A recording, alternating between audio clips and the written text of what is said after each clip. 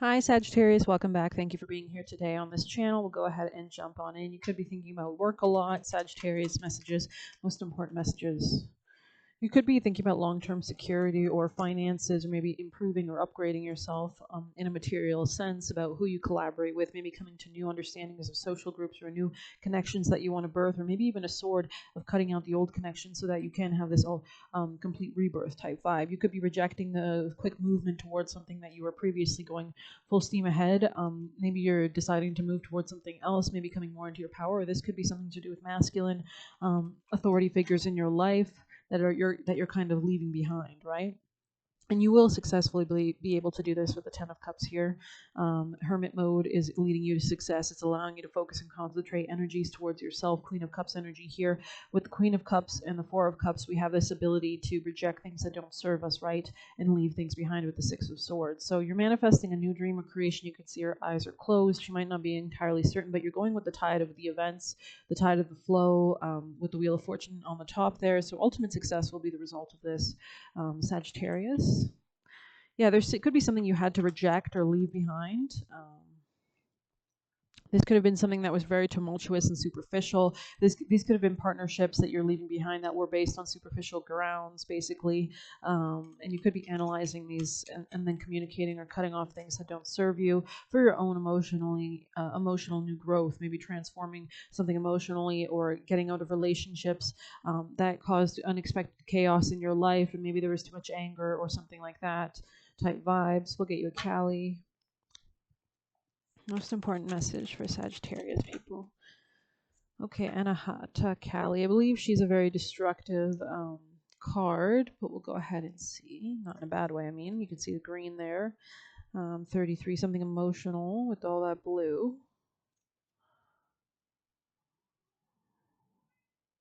Beautiful, powerful mother of sacred universal heart who lives within our hearts as the wisdom and healing power of love. Your heart knows how to heal, how to open, how to break and repair itself to become stronger and wiser than before. Your heart cannot be contained or constrained by what has taken place. So maybe you've gone through something that's been quite challenging. Your heart wisdom and empowerment are growing. Soon you shall have the wisdom and courage to accomplish something very important for your soul journey. Trust in the invisible workings of divine love. Let your heart be at peace. So there could be something that is like happening at a greater scale than you currently know right now, especially in your career, your job, your daily routine, your health, people around you, communities, friends, and such like that. You can see she has a really discerning look on her face as she's looking at this web, this intricate web of maybe everything in her life coming together. The journey of the soul is the journey of the head to the heart. Anahata is the Sanskrit name for the heart chakra. Anahata Kali is the goddess who secures the awakening, transformation, and liberation of the heart. Love is her expression. When Kali Ma touches the heart, it becomes capable of love that is increasingly unconditional, fearless, and compassionate. Such empowerments often manifest through loss and betrayal. So exactly, this is incredible pain, right? Maybe something unexpected. We saw the unexpected card earlier. Pluto, this is strong, heavy energy, of course. So yeah, something could have happened that was unexpected, but it's really leading to like leaps and bounds and growth and a depth, right, and power and a reaching beyond. In responding to such challenges, we grow our heart's capacity for love, processing, and healing emotions of grief, betrayal, and anger. Our heart becomes stronger through the process. The human heart is capable of overcoming enormous negativity. It is an astonishingly powerful and beautiful temple of spirit. We can underestimate the extraordinary power of the heart by focusing on its sweetness, love, and light as though they were weaker than anger, fear, or the consuming intensity of grief. We can only begin to understand the spiritual worlds and how they operate when we let go of the human perspective. A human believes that the heavier and denser something is, the more powerful it is. A heavy emotion like anger or physical situations that appear gridlocked are given more weight than the intangible realms of spirit, yet spirit is behind everything and all things. Being invisible does not impede the effectiveness. If anything, it enhances it. For something so seemingly invisible, love has an unconquerable power. We affirm it in the expression like love can move mountains or love will always find a way, yet we are conditioned to believe that there is more power in what we can see and control rather than the spiritual power of love. Such conditioning pulls away from the heart connection and into fear-based belief systems that we need to control things or there will be no benefit, no safety, or no happiness. However, we can never be safe if we are disconnected from the spiritual home of the heart, where all healing, wisdom, true guidance, and spiritual protection and generating vitality resides. The backlog of emotional pain stored in hearts can sometimes cause us to shut down, even when we know in closing down our hearts we lose out on love's joy and wisdom. We may go through emotions of living, but without the real emotional juice and revitalizing engagement with life. Kali Anahata brings a message from Divine Mother that she is supporting you in healing your heart. She wants you to connect to more profound joy in life. As you trust yourself, you can trust in her, and she can heal long-term karmic scars. So these could be maybe about your self-esteem fundamentally and the kind of interactions you get into, and kind of reasserting your self-esteem is the number one kind of thing you should focus on, maybe in your business contracts, emotions, relationships. So let's see.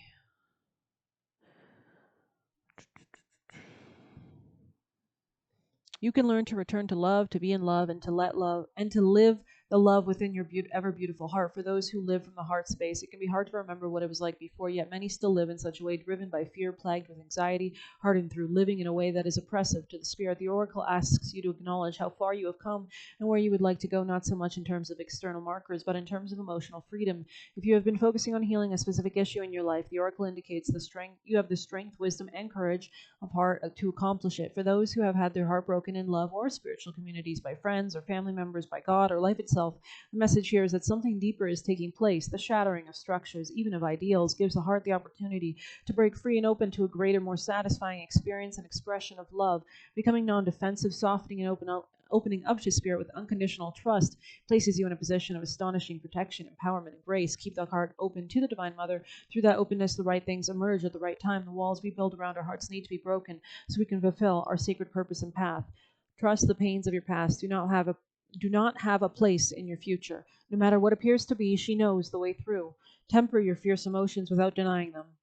Keep bringing yourself back to your center. Continue to find the moderate and peaceful resting place within, even as you make radical progress on your path. This oracle predicts the successful completion of a time of spiritual initiation. Grace yourself with the gift of relief and trust that all is well. So that's actually a really beautiful message. I love that. There's a lot of growth happening with the color green being so prominent, I think, as well. We'll see what else maybe you need to know, perhaps just a few more messages for Sagittarius. Maybe you've had to let go of people that were stubborn, Sagittarius. Somebody here could have been really negative, especially in your past. This could have been a masculine or an authority figure of some sort, or you could be like exiting an abusive dynamic of some sort. Well, we're going to get you best piece of advice from this tarot.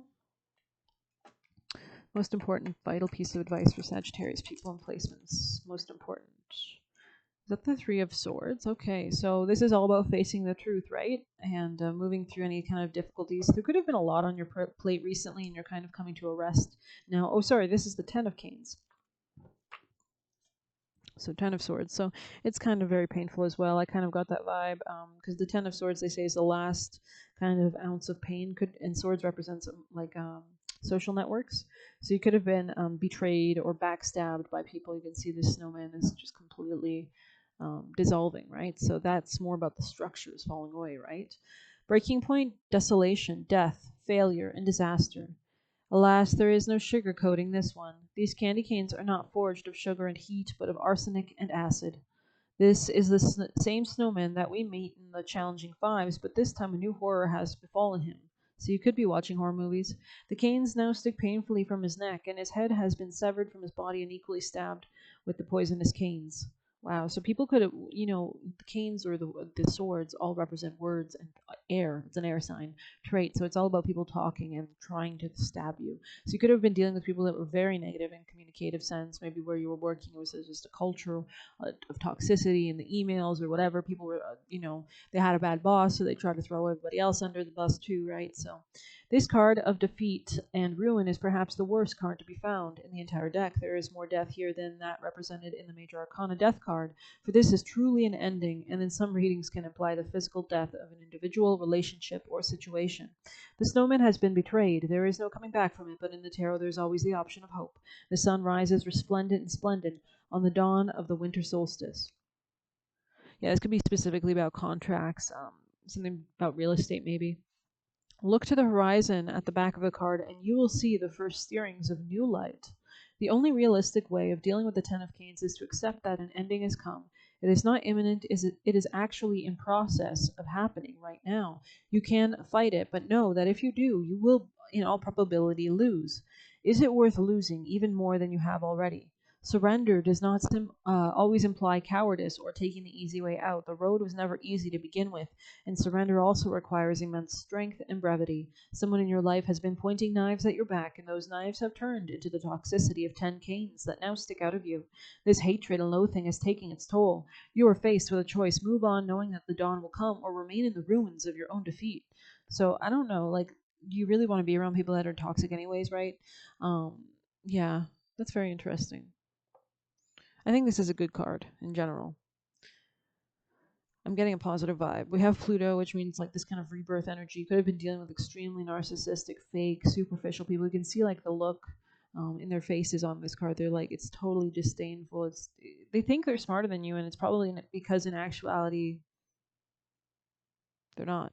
Right? They could be threatened by you. That could be why they're being so malicious towards you. You could have come off as somebody that was way, people assume the worst things, right? And people so I mean, and it looks like Six of Swords here. That's the house is on fire. You're leaving it behind, right, to smoother waters. And with the Ten of Cups right there, like there is going to be a rainbow at the end of this, right? There's going to be that pot of gold. So I hope you liked this reading. Please hit like, comment, share, subscribe, or hit the Buy Me a Coffee link if you want to leave a tip. Thanks.